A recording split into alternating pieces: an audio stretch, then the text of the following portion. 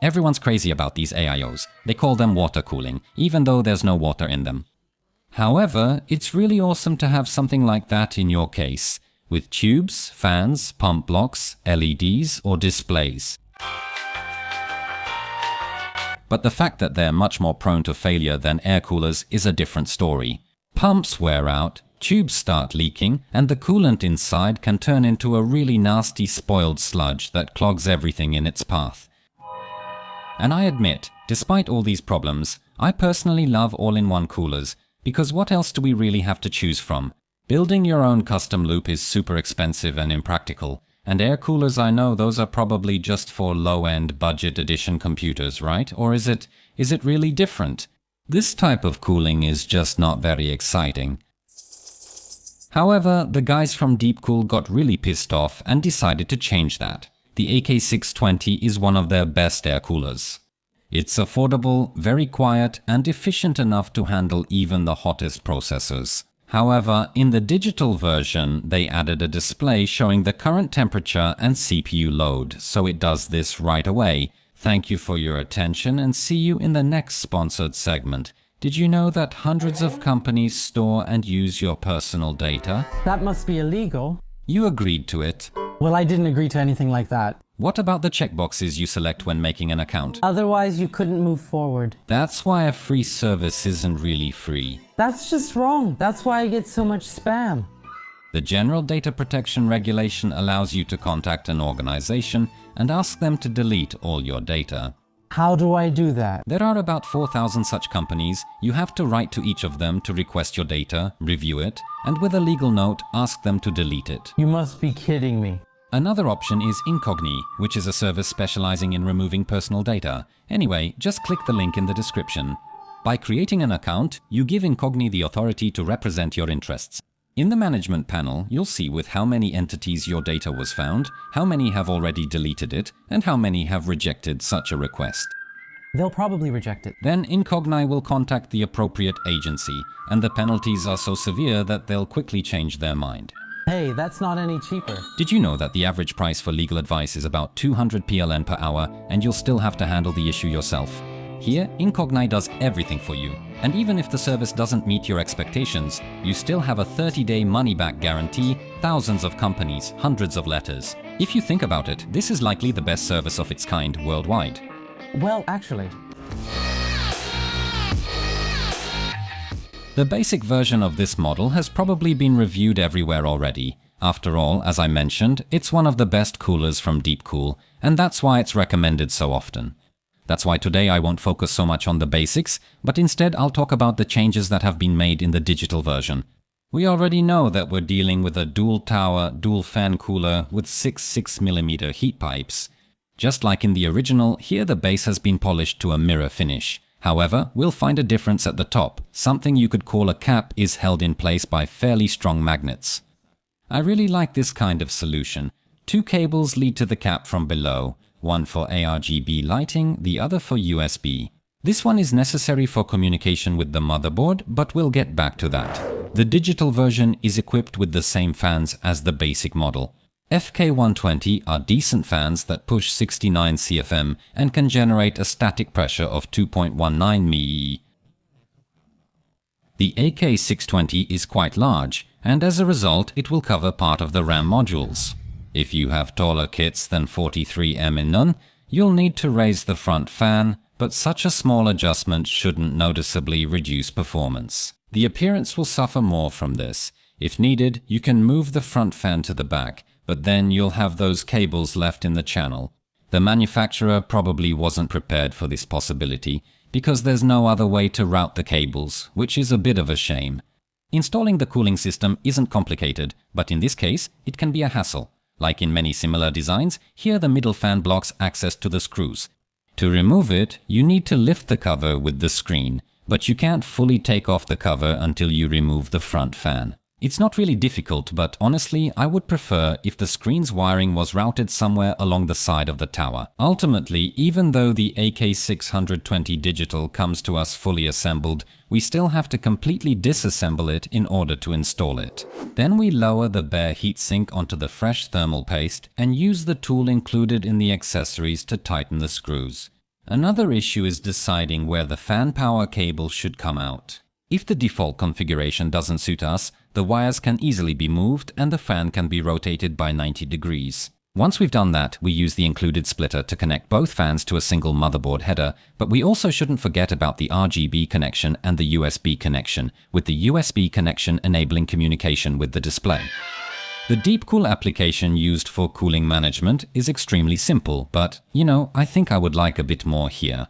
Don't get me wrong, the application does what it's supposed to do, meaning we can choose whether the information displayed on the screen will show the current CPU temperature or the current load. Here we can adjust the temperature unit, set an alarm in case of overheating, and of course update the screen's firmware, but that's it. We can't change the colors or brightness. The application also uses an unusually large amount of disk space for what it is. It might not fill up the RAM, but using between 2 and 4% of processing power is, to put it mildly, ridiculous. Considering that I'm using a Ryzen 9 3900 XT, which is a unit with 12 cores and 24 threads, having the application running in the background costs me a bit. From the value of 1% low. But if someone has an Intel i7 or i5 that's a few years old, or something even weaker, this application can actually take a bite out of the average frame rate. So I would say this is something the manufacturer could and even should fix. However, keep in mind that I'm using an early version of the software before the cooler itself went on sale, so this could definitely improve over time. However, since the cooler has already been on the processor for a while, let's move on to the benchmarks. On the screen, you can now see the details of the platform I used for testing. I'd like to point out that I used GC Extreme here. It's true that the manufacturer included their own thermal paste in the set, but for the sake of compatibility with past and future results, I stuck with Gelid.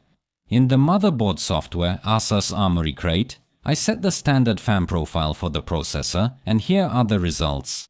As you can see, I'll be running tests both on the processor's factory settings and after performing undervolting. This actually gives me higher computing performance than the standard settings. And as you can see, the amount of power consumed is much lower, so naturally, the temperatures have also dropped. Along with that, the fans on the Deepcool cooler could run at half speed, making it significantly quieter. You can find the material about undervolting Ryzen processors on my website in the undervolting section, so after watching, I highly encourage you to check out that topic as well.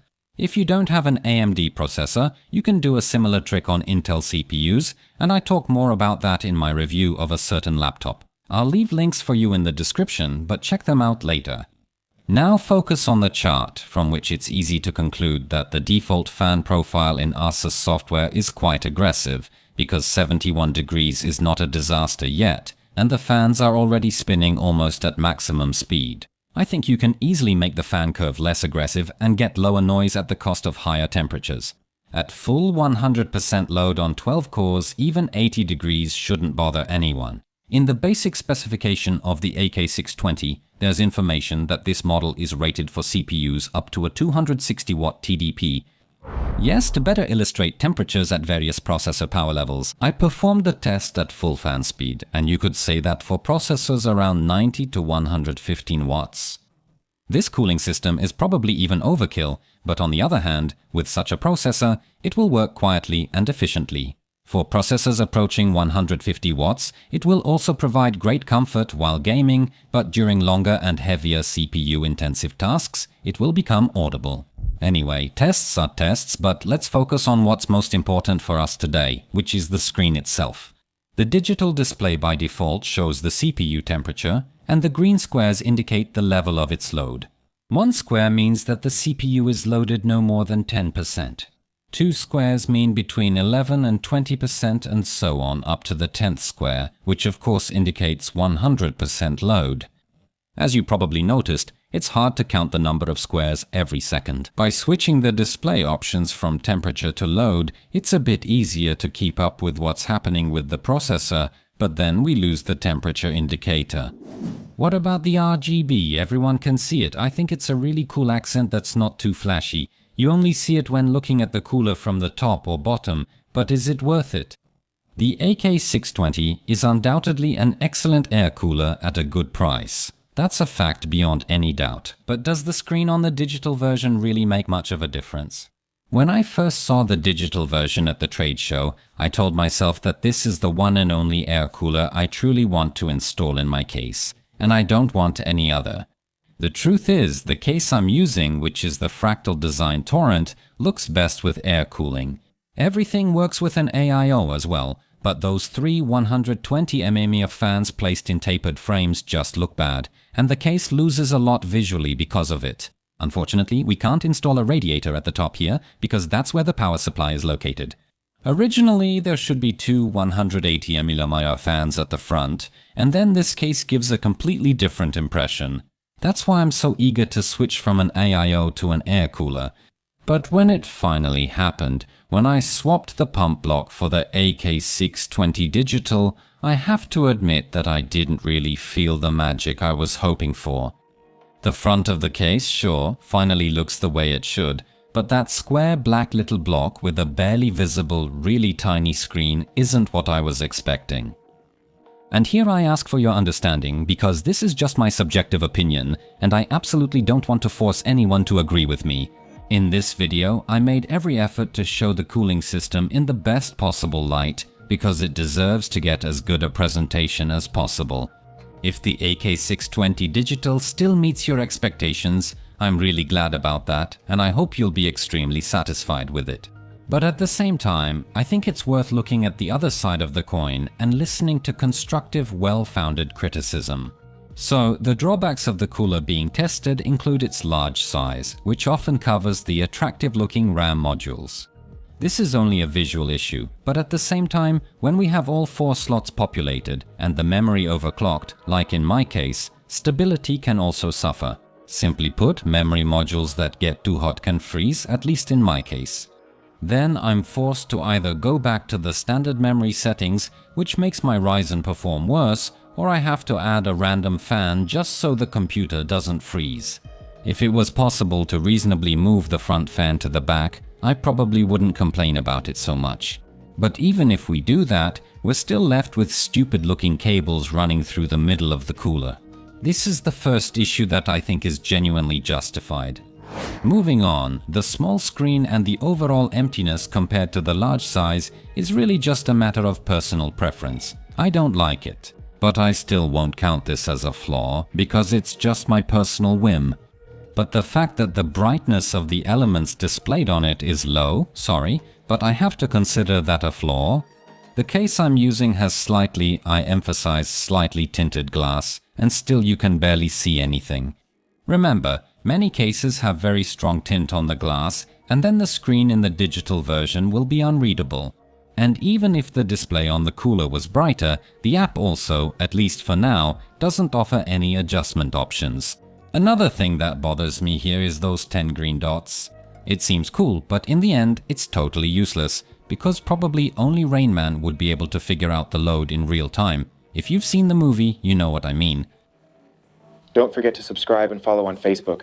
A2, A2, A2. What I mean is that it's impossible to tell 7 from 8 dots or 10 from 9 in a second. And for heaven's sake, even Unitra brand products had those 2-color LEDs. What if, I don't know, for example, the last 3 dots were red? Wouldn't that be better? Wouldn't it be easier to read the current load? Of course it would. Now, with this piano black finish, you can't tell how many squares are left to the right. I would really like to test the next version of this cooler in the future, with all the improvements and upgrades applied. Does that mean I think the Deepcool AK620 digital is a pointless product and shouldn't exist? No, I didn't say that, and despite my complaining, that's not how I'm going to end this video. After all, nothing is black and white. What speaks in favor of the digital version is the fact that it's the first air cooler with this kind of feature, but also the expected price of the device. That's why I'm not criticizing it too harshly. The MSRP is just under 80 euros, which translates to about 355 zlotys. Looking at the prices of the version without the screen, we see around 320 to 360 zlotys, so if the price of the tested model really doesn't go over 400, then yes. I think I could easily pay an extra 50 zlotys for such a gadget. Even if this screen, well, you know, isn't perfect. I'd pay the extra 50. but paying an extra 100 or more zlotys, well, I don't know about that. Considering that a 40-year-old Russian cassette player has a brighter, better-looking and just, oh Jesus, a more readable screen, I probably wouldn't be willing to pay that extra amount. For 100 zlotys, you can buy a used smartphone, put it in a case, and turn it into a wireless screen where you can display so many stats it'll make your head spin. But what is the final price anyway? You'll find a link to the current one in the description below this video. It's worth checking and leaving a comment about whether you'd go for it or not.